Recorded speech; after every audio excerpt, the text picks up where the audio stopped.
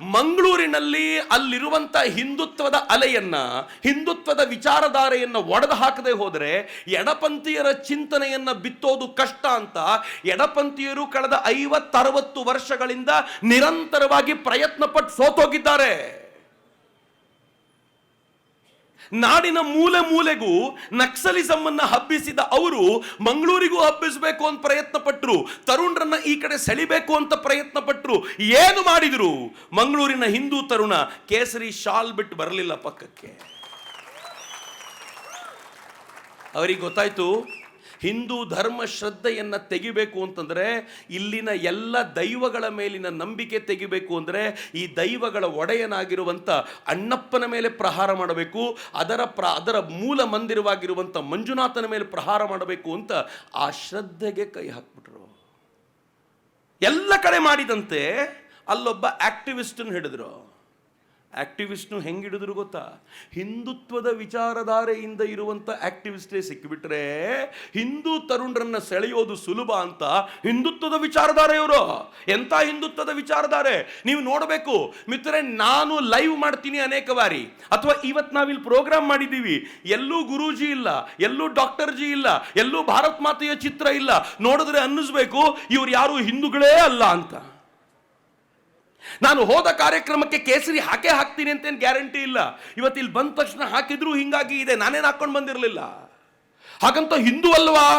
ಇವರೆಲ್ಲರಿಗಿಂತ ಹೋರಾಟದಲ್ಲಿ ಹೆಚ್ಚು ಅಗ್ರಣಿಗಳಾಗಿ ನಾವೆಲ್ಲ ನಿಂತಿರ್ತೀವಿ. ಆದರೆ ನೋಡ್ಬೇಕು ನೀವು, ಇವರು ಲೈವ್ ಮಾಡುವಾಗ ಹಿಂದೆ ಪೂರ್ತಿ ಸಂಘದ ಹಿರಿಯರ ಫೋಟೋಗಳು, ಕೈಗೆ ಇಷ್ಟು ರಾಕಿ. ಯಾತಕ್ಕೆ ಅಂತಂದ್ರೆ ದಕ್ಷಿಣ ಕನ್ನಡದಲ್ಲಿರುವಂಥ ಹಿಂದುತ್ವವಾದಿ ತರುಣರಿಗೆ ಇವರು ಹಿಂದುತ್ವದ ಹೋರಾಟಗಾರರು ಅಂತ ಅನ್ನಿಸಬೇಕು ಅಂತ. ಷಡ್ಯಂತ್ರ ಆರಂಭವಾಗಿರೋದೇ ಅಲ್ಲಿ ಶುರುವಾಯಿತು. ನಿಧಾನವಾಗಿ ಹೇಳಲಿಕ್ಕೆ ಶುರು ಮಾಡಿದ್ರು, ನಾನು ಹಿಂದೂ ಸಂಘಟನೆಗಳಿಂದ ಬಂದವನು, ಹಿಂದೂ ಸಂಘಟನೆಗಳಿಂದ ನಾನು ಬಂದವನು ಅಂತ ನಾನು ಹೇಳ್ಕೊಂಡು ತಿರುಗಾಡಬೇಕಾಗಿರಲಿಲ್ಲ. ಆ ಸಂಘಟನೆ ಹೇಳಬೇಕಿತ್ತು ಇವ್ನು ನಮ್ಮ ಹುಡುಗನೇ ಕಣೋ ಅಂತ. ಯಾವ ಸಂಘಟನೆಯು ಬಂದು ಇವ್ನು ನಮ್ಮ ಹುಡುಗ ಅಂತ ಯಾವತ್ತೂ ಹೇಳಲೇ ಇಲ್ಲ. ಅವನೇ ಹೇಳ್ಕೊಂಡು ತಿರುಗಾಡಿದ್ದು, ನಾನು ಹಿಂದುತ್ವದ ಸಂಘಟನೆಯವನು ಅಂತ. ಅದರ ಪರಿಣಾಮ ಏನು ಗೊತ್ತಾ?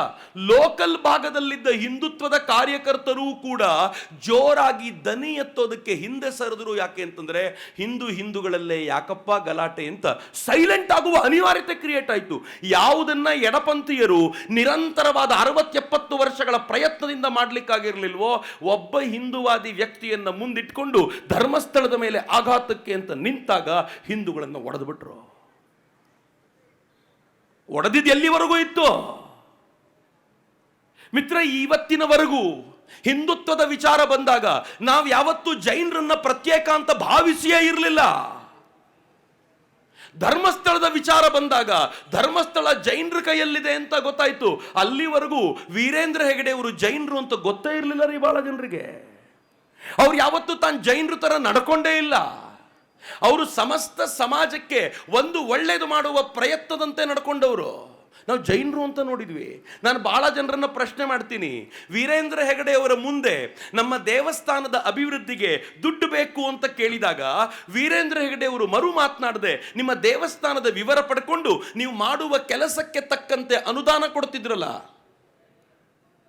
ನಮ್ಮ ಊರಿನ ಅತ್ಯಂತ ಪ್ರಾಚೀನ ಮಂದಿರ ಪಾಳು ಬಿದ್ದಿದೆ ಅಂತಂದಾಗ ವೀರೇಂದ್ರ ಹೆಗಡೆ ಅವರು ತಮ್ಮ ಧರ್ಮೋತ್ಥಾನ ಟ್ರಸ್ಟಿನ ಮೂಲಕ ಆ ಪಾಳು ಬಿದ್ದ ದೇವಾಲಯವನ್ನು ಪುನರ್ ನಿರ್ಮಾಣ ಮಾಡ್ಲಿಕ್ಕೆ ಬಂದಿದ್ರಲ್ಲ, ಆವತ್ತು ಅವರು ಜೈನರಾಗಿರ್ಲಿಲ್ವಾ? ಇವತ್ತು ಜೈನರ? ವೀರೇಂದ್ರ ಹೆಗಡೆ ಅವರು ಈ ನಾಡಿನ ಮಕ್ಕಳಿಗೆ 70,000 ಮಕ್ಕಳಿಗೆ ಪ್ರತಿ ತಿಂಗಳು ಸ್ಕಾಲರ್ಶಿಪ್ ಕೊಟ್ಟು ವರ್ಷಕ್ಕೆ 50 ಕೋಟಿ ರೂಪಾಯಿನ ಈ ನಾಡಿನ ಮಕ್ಕಳಿಗೋಸ್ಕರ ಖರ್ಚು ಮಾಡ್ತಾರಲ್ಲ, ಜೈನರಿಗೋಸ್ಕರ ಮಾಡ್ತಾರೇನ್ರಿ?